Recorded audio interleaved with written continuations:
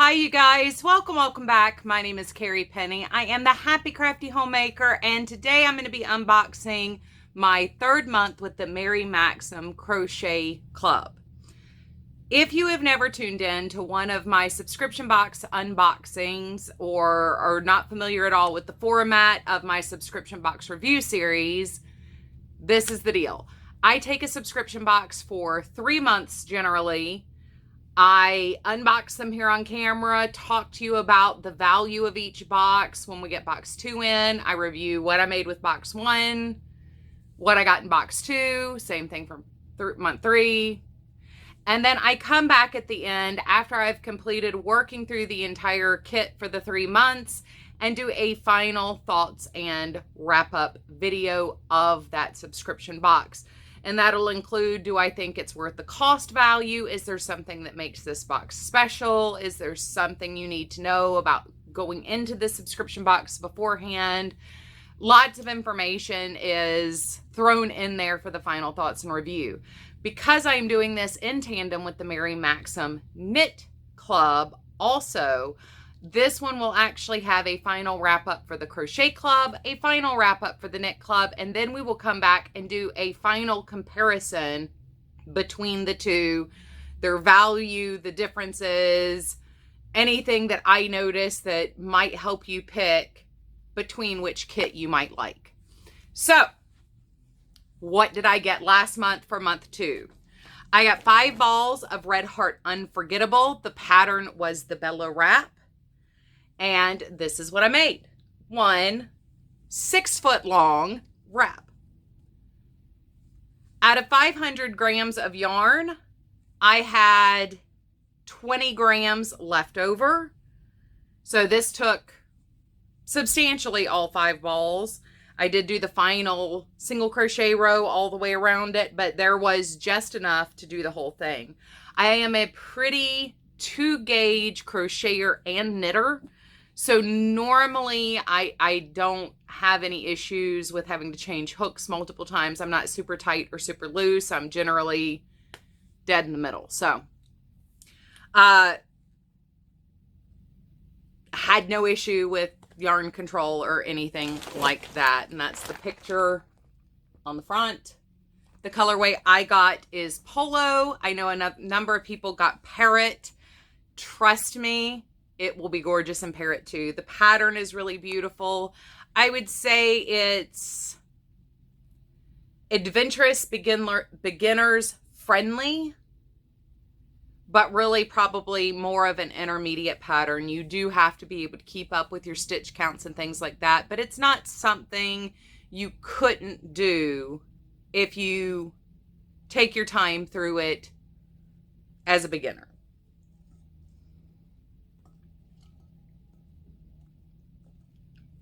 If you're not familiar with my channel at all, you'll understand I constantly am dying of thirst.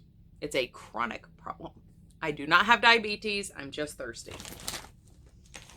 I go too much, too hard, too fast all the time. Plus, talking. Let me just tell you, talking. So, month 3's box. We got 2 hat patterns and a scarf pattern in our little leaflet here. And the yarns we got for that were a Lion brand Spinella. And mine is in the colorway Cosmic. This is 150 grams, 230 yards. It is a super soft faux fur yarn. However, it appears Lion brand is about to officially discontinue this. They're down to 2 colorways on their own website. So I believe this is about to be discontinued. If you have already tuned in for some of the Maxim unboxing kit videos on here, you know that leaves me feeling very confused and slightly frustrated. The other yarns we got for the hats, I got mine in this cream tone. This is Gina Peruvian Alpaca. It is a 100-gram ball. I would definitely say this is a bulky 5. It is 20% wool, 20% alpaca, 10% mohair look, and 50% premium acrylic.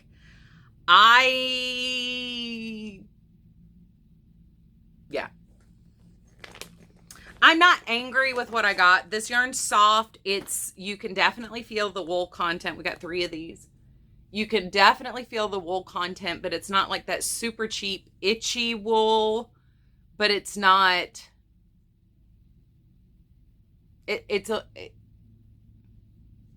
this is wool. This is a merino wool. I have 0 itch, 0 notice that it's around my neck. This I would notice, and particularly around the décolletage area, it's a little itchy. It probably is okay for hats. Unfortunately, I have 0 need for wool hats. This is a hand wash yarn. It cannot be machine washed. So I can't make them and donate them, which is what I do with a lot of the items from these subscription kits. If they are not something I would use or could immediately gift to somebody, I do tend to add these to my donation pile. So this might be a month where I have to go off script and do my own pattern. Generally, I do, for the purpose of review, try to do the patterns that come in the kits. It's not that I feel like when you're doing them, you need to do this. I know a lot of people get subscription kits in order to only get the yarn, but there are a lot of people who want the pairing. They want the combination. They want to know that they're getting a quality pattern. I don't think there's anything wrong with the pattern. As with the box 1, the pattern and the yarn for that scarf, the long lacy scarf, just my yarn didn't line up to work with that properly. It was not showing the pattern or the yarn to its best advantage, and I was going to end up with a project that nobody wanted. And once again, that was another wool product that had to be hand washed. So I frogged out that scarf, made a different kind of scarf out of it, and it's beautiful. The yarn is gorgeous. So this is unfortunately going to have to be another one where it will probably go off script. As for the spinella, I mean, it's a really nice faux fur yarn. I have 0 issues with the yarn itself, but I'm not quite sure that's enough to make a scarf for my granddaughter, and that's the only thing I could think I would do with this on its own. So I'm going to spend the next month figuring out what to do with these. I might try to combine them in some way to make them work together. I just don't feel like this was a good combination for my purposes. Now, that doesn't mean I'm saying I don't think this was a good combination in general.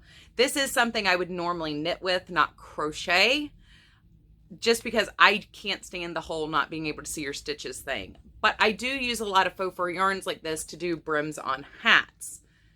But because this is a self-striping yarn, that makes that a little bit harder to use. So I'm not quite sure how I'm going to go about this or what I'm going to do with these, but I will come up with something over the next month. I think what I'm going to do, instead of canceling my subscription now, I am going to go ahead and take December's box. I will get that, and we will discuss what's in it. I will not work it like I do for my normal subscription box reviews. But I want to give this one more month to see how I feel about it. I wish I could say something more definitive on how I feel about Mary Maxim's Crochet and Knit Club, other than every month I'm pretty much super confused by one or the other kit. This month it was both, but for different reasons. The value is so good. This month the patterns are so basic for the crochet kit, it's ridiculous. So I went ahead and valued all 3 patterns at 0. These are a dime a dozen pattern online for free. There's no reason you would ever pay for any kind of pattern like this. So I can't in good faith try to assign this a value.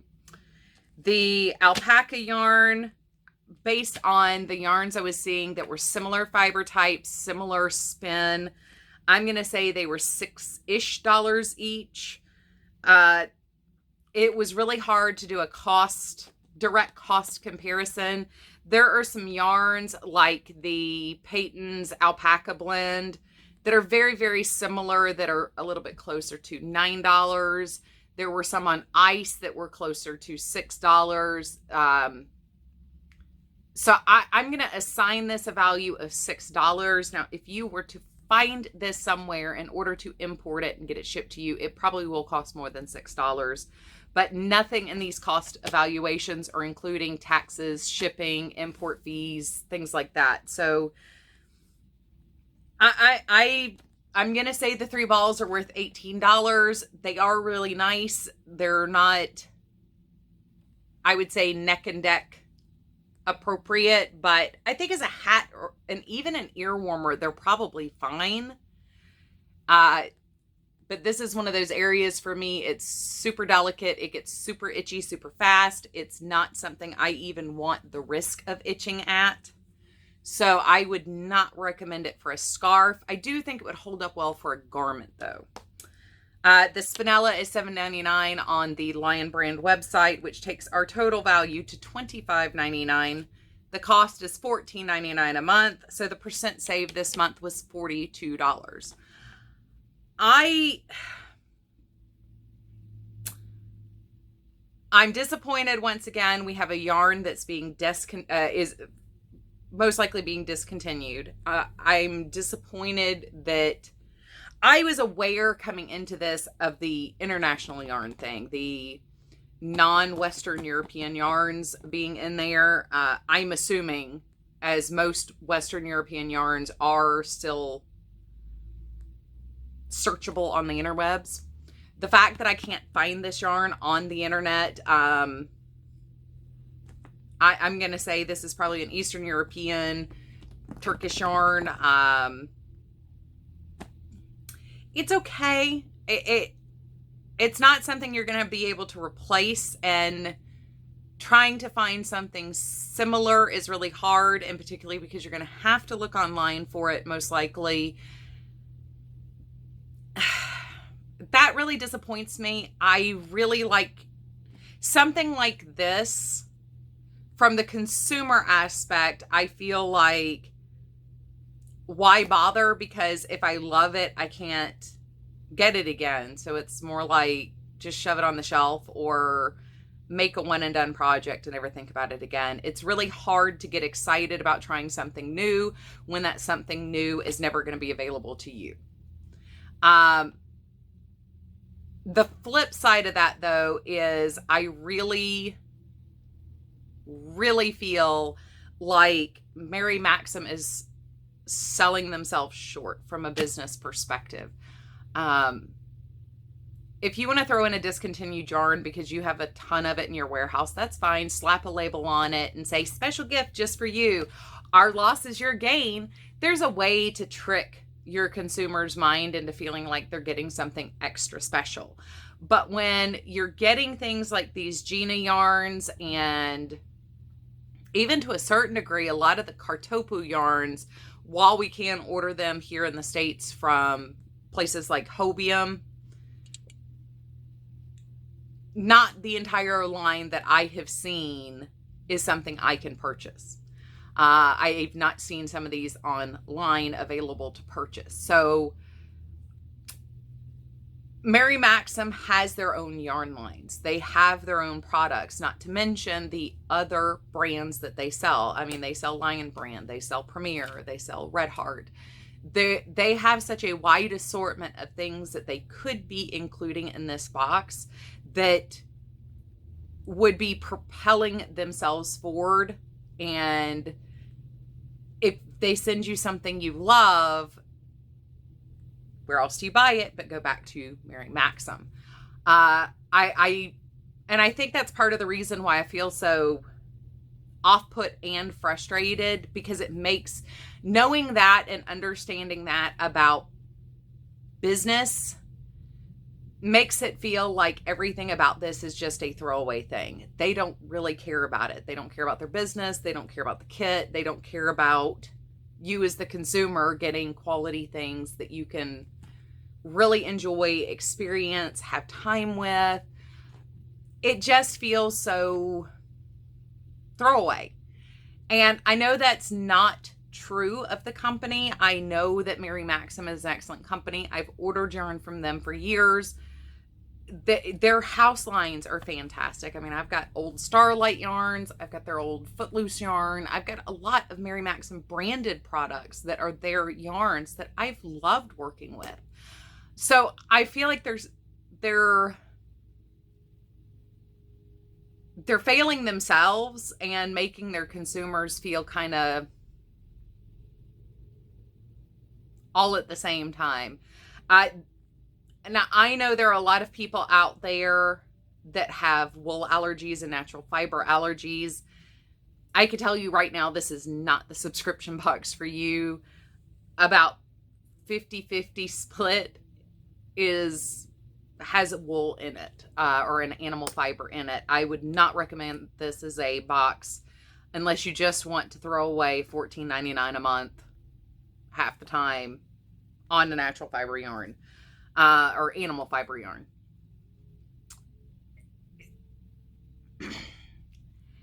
I don't know. I don't hate this box. And I know, in particularly last month, I sounded very much like, I hate Mary Maxim. I hate this box. I'd never want to do this subscription again. This is just terrible.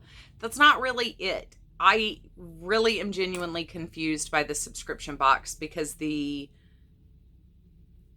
concept of it seems to be so scattered. The thought into everything seems to be not indicative of their business. Things just feel very hodgepodge. Now, I will give them the excuse of the global situation.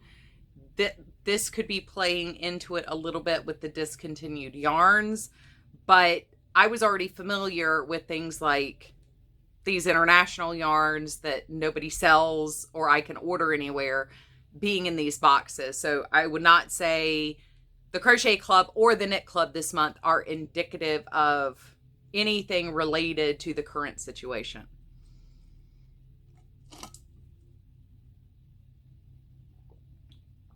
They're doing road work right outside of my house. So if you can hear that, I'm really sorry. But it is hard to argue with 42% savings. I did run the math. Getting both kits sent to me this month at the same time, after tax, shipping, and all of that, I paid $44.43. My total value was $57.93, which does leave me with only a 23% savings. So if you wanted to know those numbers, I've had a couple people asking me to just kind of mention that. I don't need to have that as the whole thing. I will say, I mean, that meets my minimum requirement, which is between 20 and 25%. But with the other problems, I still don't know how I feel about it. So I will spend time with this kit over the next month. I will spend time thinking about it, really assessing how I feel about it. I will do my best to figure out what to do with these yarns. And we will come back and do a final wrap up of all 3 months. If I do stick with it to get the December box, I will definitely come back. We will discuss that in my wrap up of everything in the end. So I hope you guys have a fantastic weekend. I love you guys, and I will see you real soon. Bye, guys.